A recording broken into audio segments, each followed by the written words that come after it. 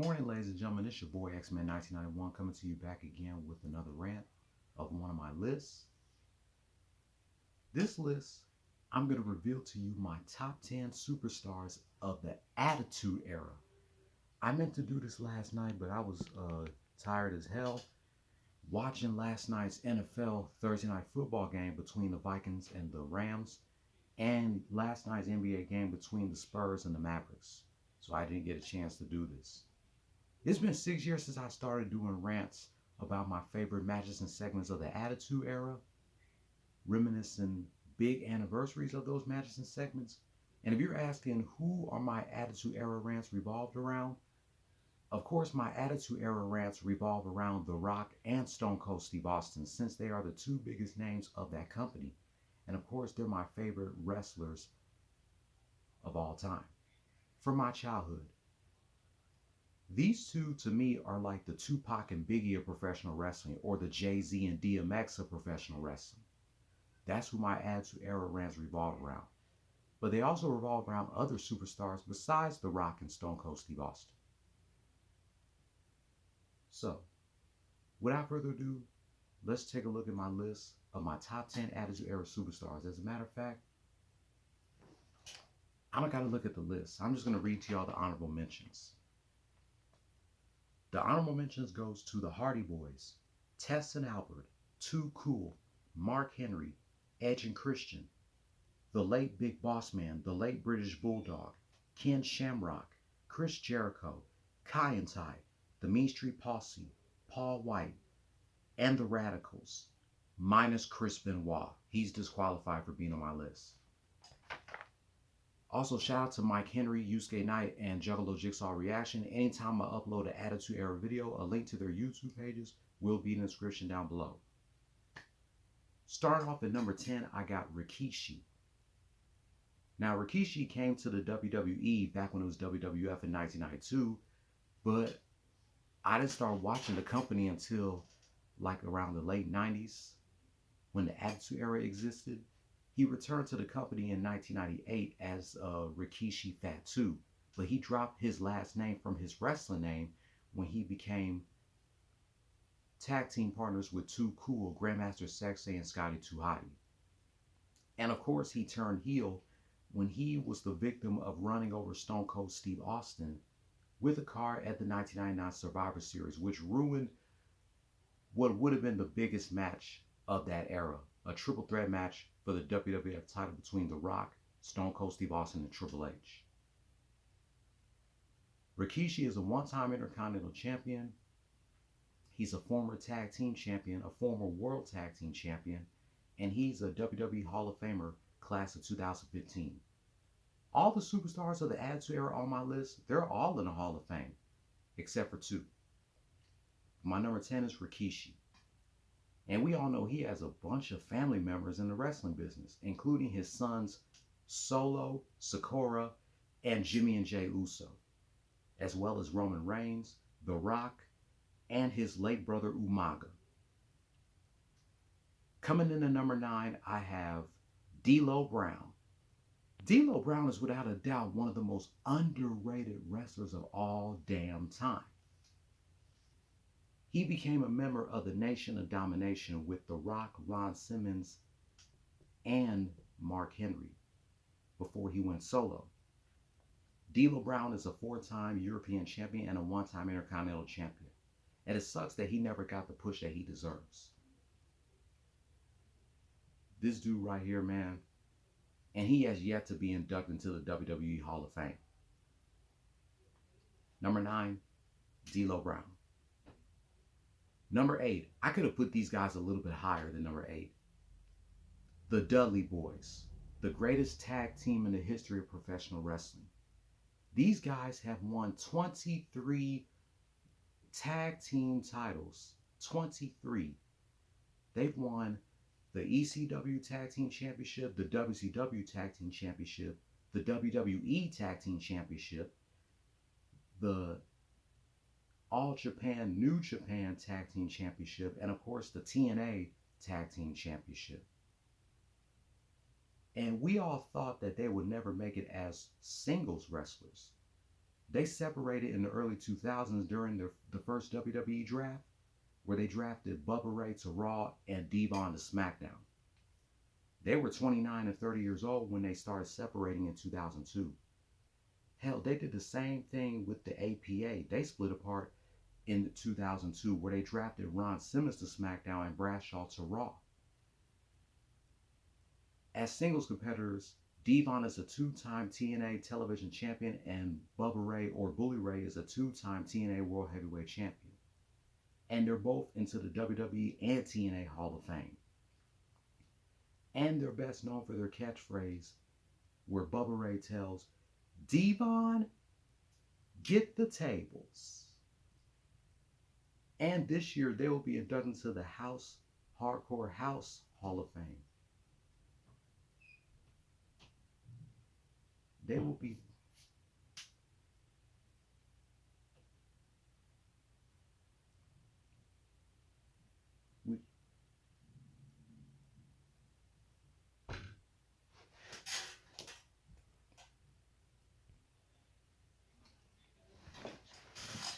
Anyway, as I was saying, the Dudley Boys this year will be inducted into the Hardcore Hall of Fame. Makes them the first tag team to be inducted into the TNA, WWE, and Hardcore Hall of Fame. But I could have put them higher than number 8, but they're number 8 on my list. In the good words of Devon, oh my brother, testify. Lucky number 7, The Godfather. The Godfather was also a member of the Nation of Domination with The Rock, Mark Henry, D'Lo Brown, and Ron Simmons before he went solo and became The Godfather. But of course, he had to give up his pimpin' gimmick when he joined the Right to Censor and became The Good Father before he was injured and was out for a couple of months until he returned at the 2002 Royal Rumble and returned to his Godfather gimmick. The Godfather is also in the WWE Hall of Fame class of 2016. Number 6, the Big Red Machine and the Mayor of Knox County, Tennessee, Glenn Jacobs, aka Kane. Kane is a one-time hardcore champion, a one-time Intercontinental champion, one-time WWE champion where he beat Stone Cold Steve Austin. He's also a former tag team champion, and he's a WWE Hall of Fame class of 2021. People pretty much call Kane like the wannabe Undertaker since he got all his wrestling moves from the Undertaker, like the choke slam, the last ride, and of course he came up with the flying clothesline. The Undertaker's been doing that throughout his career. Do y'all like Kane with his mask on or with his mask off? Let me know in the comments down below. But he's my number 6 superstar of the Attitude Era. Now it's time for my top 5 superstars of the Attitude Era. Number 5, the Olympic gold medalist and WWE and TNA Hall of Famer, Kurt Angle. Yes, Kurt Angle is the only wrestler that won a gold medal with a broken freaking neck. I believe Kurt Angle got inspired by Mary Lou Retton to win a gold medal. Mary Lou Retton won a gold medal in 1984 in LA, and then 12 years later, Kurt Angle won a gold medal in the ATL. He's a 4-time WWE champion, 1-time WCW champion, 1-time WCW United States champion, a former tag team champion, a former hardcore champion, 2000 King of the Ring winner, WWE Hall of Fame class of 2017. He had a long-lasting career in TNA than he did in WWE, but his first run in WWE was fire. He left WWE in 2006 because he was working hurt. He had 4 neck injuries, 4 neck surgeries, 2 broken bones, and they would not allow him to take any time off from his injuries. He was working in WWE full time. And then he went to TNA and had a long-lasting career there. TNA, he's a 6-time TNA World Heavyweight Champion, 1-time X Division Champion, a former Tag Team Champion, 2-time King of the Mountain, and TNA Hall of Fame class of 2013. Kurt Angle's in my top 5 superstars of the Attitude Era. Oh, it's true. It's damn true. Number 4, the Phenom, the Deadman, the American Badass, and WWE Hall of Famer, The Undertaker. The Undertaker was the longest wrestler in the WWE, lasting for 30 years in the company. He joined the WWE at the 1990 Survivor Series, and he retired at the 2020 Survivor Series. And he's known for winning 21 matches at WrestleMania. He's a 4-time WWE champion, 3-time World Heavyweight champion, a former tag team champion, a former hardcore champion, and WWE Hall of Famer class of 2022. Which Undertaker gimmick do you like the best? Do you like the Ministry of Darkness Undertaker, the American Badass, Big Evil, or the Deadman? I say it's a toss-up between the American Badass and Big Evil for me. But yeah, Undertaker, he's definitely in my top 5 superstars of the Attitude Era.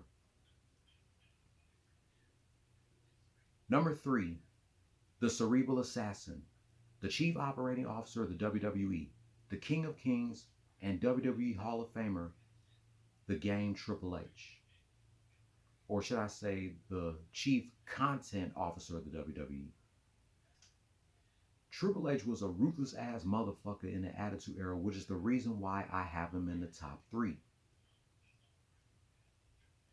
He pretty much ruled the WWE with these stables, including D-Generation X, the McMahon-Helmsley Era, Evolution, and even The Authority.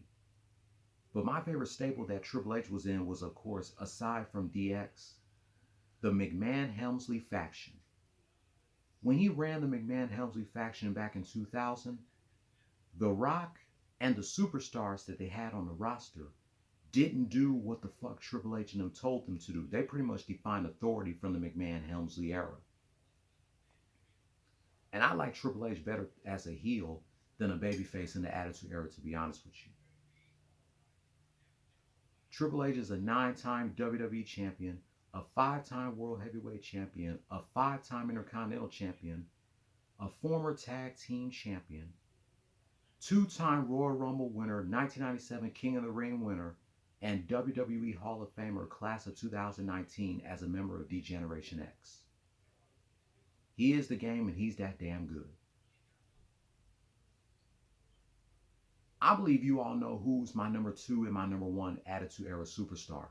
My number 2 is the most electrifying man in sports and entertainment, the great one, the Brahma Bull, the People's Champ, The Rock.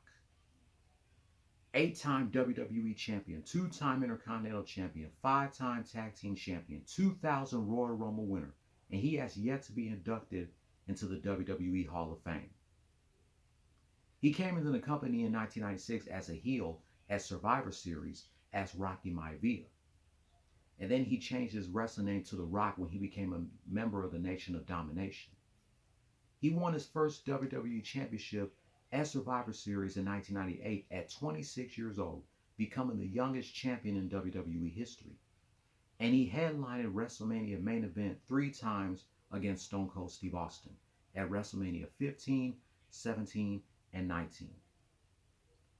He's better than Stone Cold Steve Austin when it comes to mic skills, but Stone Cold is better in the wrestling ring. You all know The Rock is definitely my number 2, without a doubt. But let's go into my number 1 superstar of the Attitude Era. You already know who it is. It's none other than the toughest SOB of the WWE, the Bionic Redneck, the host of Broken Skull Sessions, the Texas Rattlesnake, and WWE Hall of Famer Stone Cold Steve Austin. I mean, come on. 6-time WWE champion, 2-time Intercontinental champion, 4-time tag team champion, 1996 King of the Ring winner, 3-time Royal Rumble winner. He would have won 4 times. He would have won the 1999 Royal Rumble if it wasn't for Vince McMahon. If he would have won in 1999, he would have been the first wrestler to do a 3-peat in the Royal Rumble, just like Michael Jordan did 2 3-peats in NBA Finals. WWE Hall of Famer class of 2009.